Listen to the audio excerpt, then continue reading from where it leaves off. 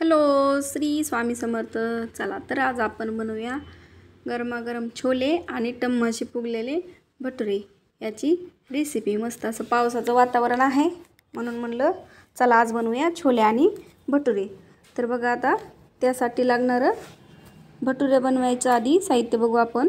तर 1 वाटी मैदा घेतलेला आहे, अर्धा वाटी गव्हाचं पीठ आणि अर्धा वाटी रवा घेतलेला आहे. रवा घेतल्यामुळं भटुरा बरेच वेळ फुललेला राहतो, लगेच नरम पडत नाही. आणि चवीनुसार मीठ, 1 पळी तेल आणि थोडासा बेकिंग पावडर टाकून घेतलेला आहे. जर बेकिंग पावडर उपलब्ध नसेल तुम्ही खायचा सोडा पण थोडासा टाकू शकता.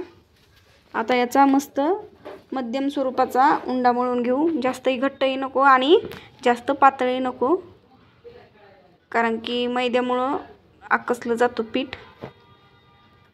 आणि आता 2 तासासाठी आपल्याला हा उंडा असाच बघा सुती कपडा त्याच्यावरती झाकून ठेवला आहे वल्ला करून. 2 तास आता आपण असाच उंडा चांगला भिजून देऊ. आणि रात्रभर बघा मी काबुली चणा आपला रात्रभर भिजून घेतलेला होता.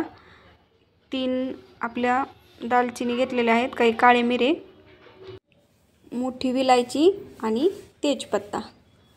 आता आपण कुकरमध्ये सगळे चणे छान 2-3 शिट्ट्या देऊन उकडून घेणार आहोत. 1 गिलास पाणी टाकू आणि घेतलेले खडे मसाले टाकून घ्यायचे. आणि छोल्याला छान रंग येण्यासाठी एक सुती कपडा घेतलेला आहे, त्याच्यामध्ये थोडीशी आपली चहाची पत्ती टाकून त्याची एक छोटी पोटली बांधून घ्यायची आणि ती कुकरमध्ये टाकून घ्यायची, कारण की छोल्याला छान असा रंग येतो. आणि थोडंसं चवीनुसार मीठ टाकून घेऊ. 2-3 शिट्ट्यामध्ये चांगले आपले चणे वाफलून निघतात. आता 2 कांदे चिरून घेतलेले आहेत उभे, 2 टोमॅटो, 1 आल्याचा तुकडा आणि लसूण घेतलेला आहे. आता कांदा आपण कढईमध्ये छानसर लालसर कलर येईपर्यंत आता त्याला थोडंसं तेल टाकून परतून घ्यायचं आहे. थोडंसं तेल टाकून बघा घेतले आणि छान आता रंग बदलेपर्यंत याला परतून घेऊ, म्हणजे त्याच्यातला सगळा कच्चा वास आहे तो निघून जातो. बघा छान त्याचा कलर बदलला की नंतर टोमॅटो चांगलं मऊ होईपर्यंत टोमॅटोला पण परतून घ्यायचं.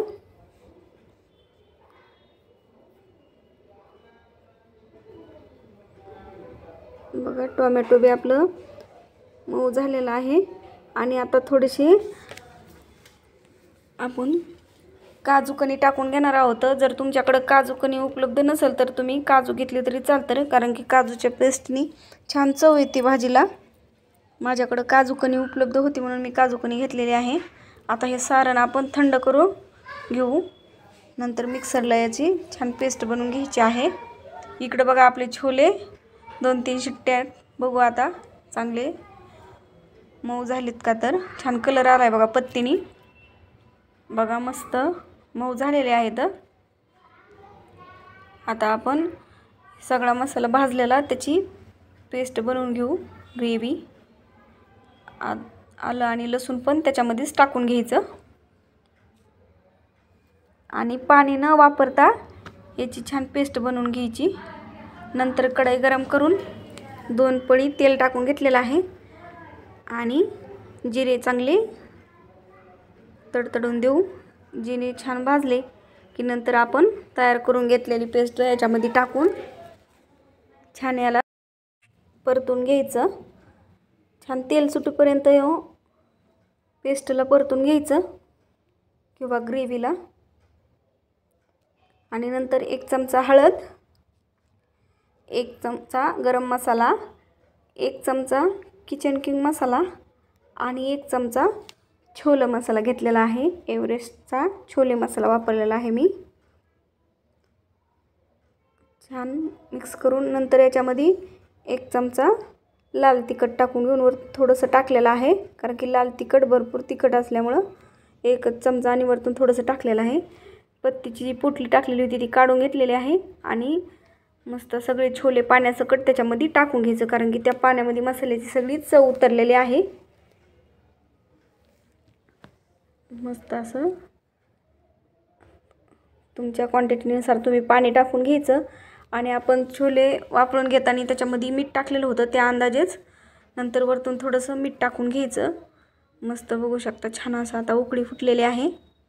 वरतून थोडीशी कोथिंबीर टाकून घेऊ. मस्त अशी आपली छोल्याची भाजी तयार आहे. खूप अशी टेस्टी होणारी छोल्याची भाजी. मस्त बघा आता कडलेली आहे. नंतर आपण आता भटुऱ्याची तयारी बघा. उंडा छान मळला गेलेला आहे, 2 तास ठेवलेला आहे मी उंडा. छान आणखी याला एकजीव करून घेऊ मळून.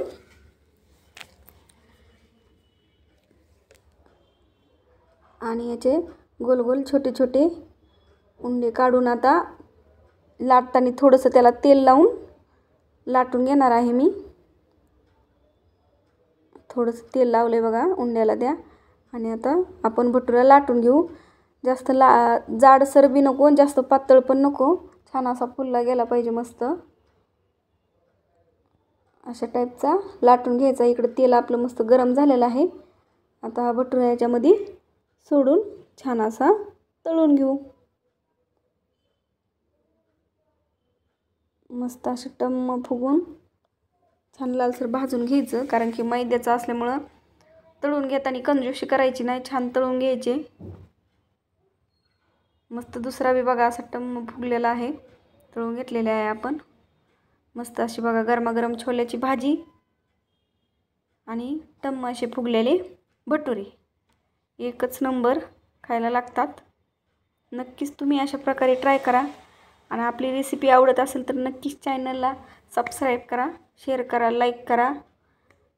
अशाच नवनवीन आणि साध्या आणि सोप्या रेसिपी आपल्या या चॅनलवरती येतच राहणार आहेत.